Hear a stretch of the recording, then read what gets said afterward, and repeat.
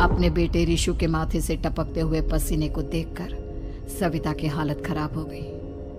ऐसा आज पहली बार नहीं हुआ जब रिशु नींद से घबरा कर जागा है। हाय मेरा बच्चा, न जाने किसकी नजर लग गई है तुझे। जब से मेरे बच्चे ने 10वीं के एग्जाम में स्कूल टॉप किया है तब से रोज बुरे बुरे सपने आने लगे हैं। हाँ माँ, मैंने आज फिर से एक काले साए को देखा। वो यहीं मेरी आंखों के सामने खड़ा था। माँ मुझे बचा लो माँ। वो मुझसे कह रहा था कि मुझसे बदला लेगा। माँ कहीं ये प्रशांत। चुप कर, कैसी बात कर रहा है? दोबारा उसका नाम मत लेना। तुझे पता है ना उस प्रशांत ने आत्महत्या कर ली, तो बार बार उसका नाम मत लिया कर।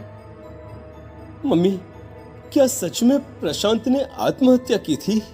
चुप कर, बहुत सवाल पूछता है आजकल। और फिर रात के वक्त सविता के पूरे घर में एक अजीब सा काला धुआं छाने लगा। गहरी नींद में सोई सविता की जैसे ही आंख खुली उसका दम घुटने लगा। वो दौड़कर रिशु के रूम की तरफ गई जहां उसके दरवाजे पर घूमती एक काली परछाई देख वो बुरी तरह से घबरा गई। कौन है वहाँ? कौन है? सामने आओ। ये मैं हूँ, तुम्हारी काली करतूत। और अब मैं तुम्हारे बेटे को ले जाने आया हूँ। नहीं, मेरे बच्चे को छोड़ दो प्लीज। मेरे रिशु को कुछ मत करना। वो परछाई रिशु के कमरे में घुस जाती है। सविता भी उसके पीछे पीछे दौड़कर जाती है और देखती है कि अब वो साया साफ नजर आ रहा था। वो सर से पैर तक खून में सना हुआ था और उसके शरीर के सारे अंग कटे फटे हैं। क्या चाहिए तुम्हें? तुम जो बोलोगे मैं करूंगी, लेकिन मेरे रिशु को छोड़ दो। उस परछाई ने रिशु को गर्दन से पकड़कर दीवार के सहारे हवा में उछाल दिया। रिशु जोर जोर से चिल्लाने लगा।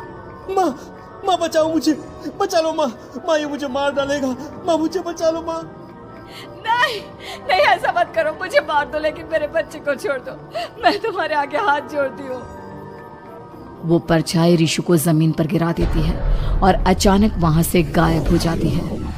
रिशु, मेरा बच्चा, तू ठीक तो है ना? कुछ बोल बेटा, क्या हुआ है तुझे? मैं ठीक हूँ माँ। क्या हुआ था यहाँ पर? कुछ नहीं बेटा, कुछ नहीं। तू परेशान मत हो। हम कल ही गांव के बाहर जो तांत्रिक महाराज रहते हैं उनके पास चलेंगे। ठीक है माँ, हम जल्द ही उनके पास चलेंगे। मुझे बहुत डर लग रहा है माँ।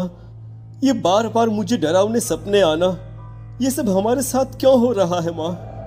अगले दिन सविता अपने बेटे रिशु को लेकर गांव के बाहर तांत्रिक के पास जाती है।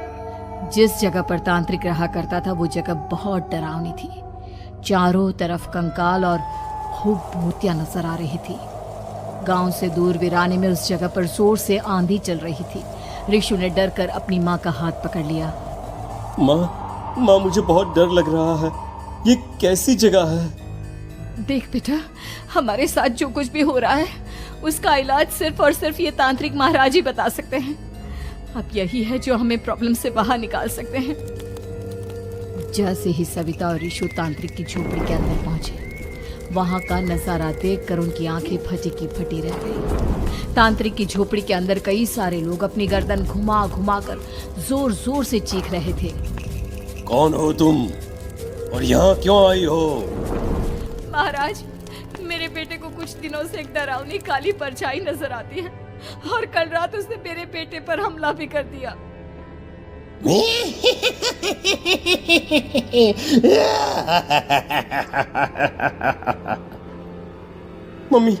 मम्मी हमें यहाँ से चलना चाहिए।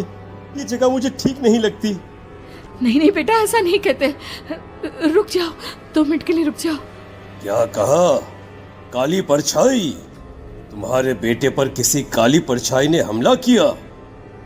हाँ महाराज, वो कह रही थी कि वो मेरे बेटे को कुछ कर देगी। कोई उपाय बताइए महाराज, मेरे बेटे के साथ कुछ गलत नहीं होना चाहिए। तुमने किसी दूसरे के साथ गलत किया है। तो तुम्हारे साथ भी गलत होकर ही रहेगा। तुमने किसी की जान ली है, किसी को मार डाला है तुमने। नहीं महाराज, मैंने ऐसा कुछ नहीं किया। मैंने किसी की जान नहीं ली। मुझे कोई उपाय बताइए। लगता है तुम इतनी आसानी से नहीं मानोगी। मैं तुम्हें अभी उस काली परछाई से मिलवा देता हूँ और वही सारा सच तुम्हारे सामने लेकर आएगा। सविता और ऋषु ने डर के मारे अपनी आंखें बंद कर ली। तभी अचानक तांत्रिक की झोपड़ी में अजीबोगरीब आवाजें गूंजने लगी। सविता और ऋषु बुरी तरह से कांप रहे थे। आंखें खोलो और अपने सामने देखो। क्या यही है वो जिससे तुम कल रात को मिली थी? बताओ मुझे। हाँ, इसने कल रात मेरे बेटे के ऊपर हमला किया था। ये उसी लड़के की भटकती हुई आत्मा है जिसे कुछ दिन पहले तुमने मार डाला था। मम्मी, ये महाराज क्या कह रहे हैं? क्या सच में आपने किसी की जान ली है, किसी को मार डाला है? अगर हाँ तो बताइए ना मम्मी, किसको मारा है आपने? किसको? तुम्हारी माँ इतनी आसानी से सच नहीं बताएगी बेटा। इसने एक बच्चे की जान ली है। कहीं उसका नाम प्रशांत तो नहीं महाराज? वो मेरा दोस्त है, मेरा मतलब मेरा पड़ोसी है। सही पहचाना।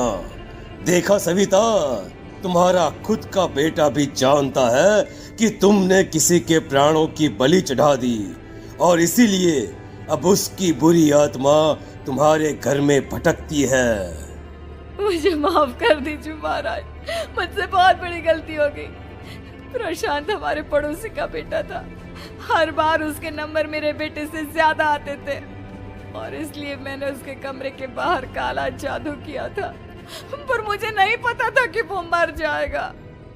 तुम्हारे उसी काले जादू वाली गुड़िया के अंदर एक बुरी आत्मा थी जिसने उस बच्चे के दिमाग पर बुरा असर कर दिया और उसी की वजह से उस लड़के ने अपनी बालकनी से कूदकर आत्महत्या कर ली।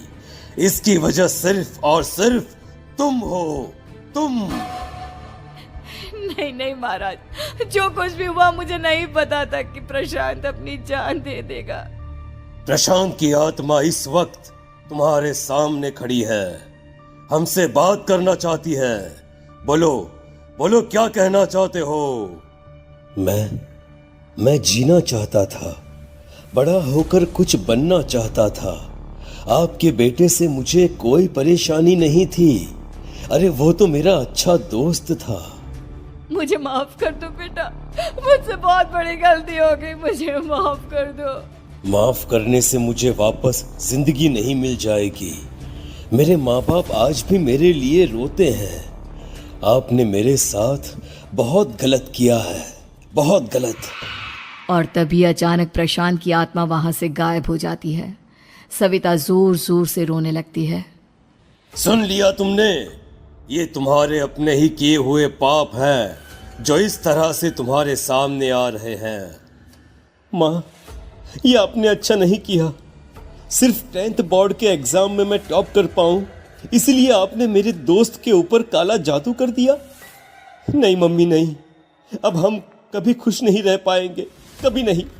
मेरे दोस्त की आत्मा को कभी शांति नहीं मिलेगी मम्मी, कभी नहीं। लेकिन मैंने जो कुछ भी किया सिर्फ तुम्हारे लिए किया। वो लड़का हमेशा फर्स्ट पोजीशन पर आ जाता था और इस वजह से हमेशा तुम्हारे मार्क्स कम पड़ते थे। मैंने तो सिर्फ उस पर एक छोटा सा काला जादू किया था बेटा। मुझे क्या पता था कि उसका ये नतीजा निकलेगा। जिस गुड़िया को तुमने उस लड़के के कमरे के दरवाजे पर लगाया था, दरअसल उसके अंदर एक बुरी आत्मा का प्रवेश हो गया था, जैसा कि अक्सर काला जादू करते समय हो जाता है।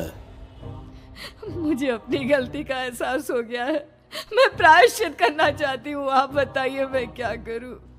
प्रशांत के घर जाकर उस काली गुड़िया को वहां से निकालकर यहाँ लेकर आओ। मैं उसे आग में जलाकर राख कर दूंगा और उसके बाद प्रशांत की आत्मा को हमेशा के लिए मुक्ति मिल जाएगी। अगली रात सविता चुपचाप अपने पड़ोसी प्रशांत के घर जाती है। प्रशांत के माँ बाप प्रशांत की मौत के बाद उस घर को छोड़कर हमेशा के लिए वहां से चले गए थे। जैसे ही सविता उस घर के अंदर कदम रखती है, उसका सामना अजीबोगरीब हैवानियत से भरी आवाजों से होने लगता है। ऐसा लग रहा था जैसे कोई बुरी तरह से चीख रहा हो। सविता जैसे ही प्रशांत के कमरे के बाहर पहुंचती है, वहां पर लटकी हुई गुड़िया के शरीर से खून टपकने लगता है। ये क्या हो रहा है? इस गुड़िया के शरीर से खून क्यों टपक रहा है? सविता हिम्मत करते हुए उस गुड़िया को वहां से उतारने की कोशिश करती है, लेकिन तभी अचानक से बहुत भयानक दिखने वाली औरत उसकी आंखों के सामने आकर खड़ी हो जाती है। मैं यहाँ से कहीं नहीं जाऊंगी, और अगर तूने मुझे यहाँ से हटाने की कोशिश की तो मार डालूंगी मैं तुझे। नहीं नहीं, मुझे तुम्हें यहाँ से ले जाना ही होगा, नहीं तो मेरा बेटा, उसकी जान को खतरा है। मैं तुम्हें नहीं छोड़ सकती। अगर तुम्हारे अंदर हिम्मत है तो मुझे इस घर से बाहर ले जाकर दिखाओ। और ऐसा कहकर वो औरत सविता के ऊपर हमला कर देती है और उसे हवा में उछाल उछाल कर जमीन पर पटकती है। लेकिन तभी अचानक मौका देखकर सविता अपने हाथ में ली हुई सुई उसके हाथ में चुभो देती है। हाथ में सुई लगते ही वो औरत जमीन पर तड़पने लगती है। ये क्या किया तूने? ये क्या कर दिया? तुझे ऐसा नहीं करना चाहिए था। तांत्रिक ने मुझे कहा था कि तुझसे जीतने का सिर्फ यही एक तरीका है जिससे मैं अपने पापों का प्रायश्चित कर सकती हूँ और अपने बेटे की जान बचा सकती हूँ। और उसके बाद वो डरावनी दिखने वाली औरत एक छोटी सी जादुई गुड़िया में तब्दील हो गई और सविता ने उसे ले जाकर तांत्रिक को दे दिया। तांत्रिक ने जादुई गुड़िया को आग के हवाले कर दिया।